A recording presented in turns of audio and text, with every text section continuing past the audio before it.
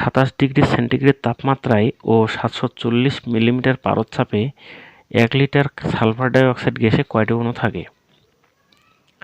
এখানে 1 litre sulphur dioxide গ্যাসে কয়টি অণু থাকে সেটা বের করতে বলছে। এখন এই 1 লিটার সালফার ডাইঅক্সাইড গ্যাসের আয়তনটা দেওয়া আছে 27°C তাপমাত্রায় এবং 740 মিলিমিটার পারদচাপে।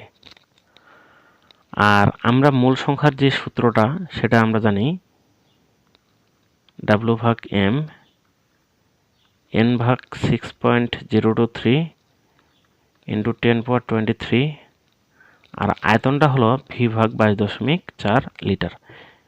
এখন এখানে যে আয়তনটা আছে এটা হলো 27°C তাপমাত্রায়, আর এই মূল সংখ্যার সূত্রে যে আয়তনটা আছে এটা হলো এসটিপির আয়তন। তো এসটিপিতে 1 মোল পরিমাণ কোনো গ্যাসের আয়তন কত? 22.4 লিটার। ঠিক আছে, আর এসটিপি বলতে আমরা কি বুঝি? 0°C তাপমাত্রা এবং 1 অ্যাটমসফিয়ার চাপ। আমরা 1 অ্যাটমসফিয়ার সমান জানি 760 মিলিমিটার পারদচাপ। এজন্য আমরা এই যে আয়তনটা এটা 27°C তাপমাত্রা দেওয়া আছে, আমরা এই আয়তনটাকে 0°C তাপমাত্রা এবং 1 অ্যাটমসফিয়ার বা 760 মিলিমিটার পারদচাপে 1 লিটার আয়তনটা কত হবে সেটা প্রথমে বের করব।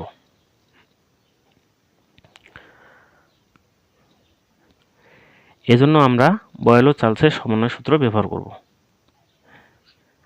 তো প্রশ্নে যে 27°C তাপমাত্রা দেওয়া আছে এটাকে আমরা ধরব T1 27°C। এই তাপমাত্রাটাকে আমরা কি করব? 273 যোগ করে এটাকে কেলভিনে প্রকাশ করব, তাহলে হবে 300 কেলভিন। চাপ দেওয়া আছে P1 ইকুয়াল 740 মিলিমিটার পারদচাপ, আর আয়তন হলো V1 ইকুয়াল 1 লিটার। আচ্ছা, এখন এই যে 0°C তাপমাত্রা এটাকে আমরা ধরব T2, 0°C তাপমাত্রা বা 273 কেলভিন। আর চাপ কত? চাপকে ধরবো আমরা P2, তো 760 মিলিমিটার পারদচাপ। এই তাপমাত্রা এবং এই চাপে গ্যাসের আয়তন কত হবে? V2 equal what? তো আমরা জানি বয়েল ও চার্লসের সমন্বয় সূত্র P1 V1 T1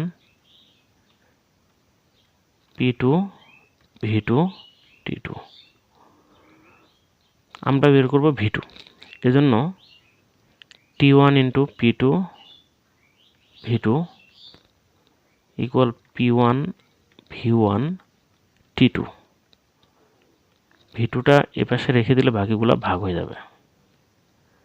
P1 V1 T2 ভাগ T1 P2।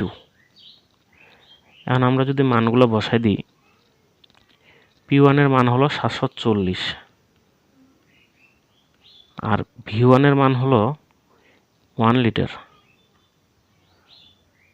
T2 এর মান হলো 273 কেলভিন।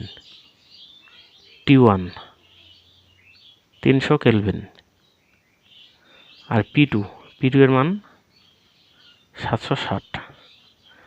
তো আয়তনটা হবে 0.886 লিটার। যেহেতু আমরা V1 এর এককটা লিটার এককে বসাইছিলাম, এজন্য V2 এর এককটাও কিসে আসবে? লিটার এককে আসবে।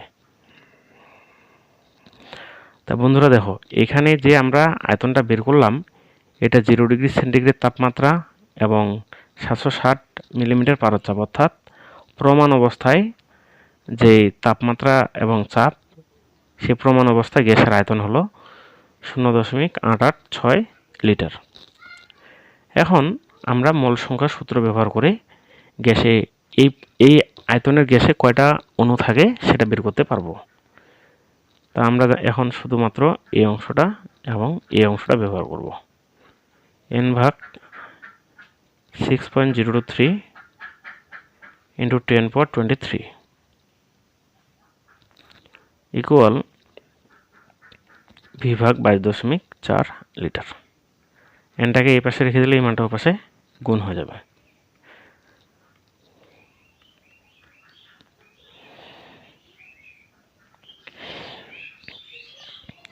তাহলে আয়তনটা আমরা পাইলাম 0.886 আর 22.4। তো উত্তর হবে 2.382 into 10 power 22 এতটি। এটাই অ্যান্সার।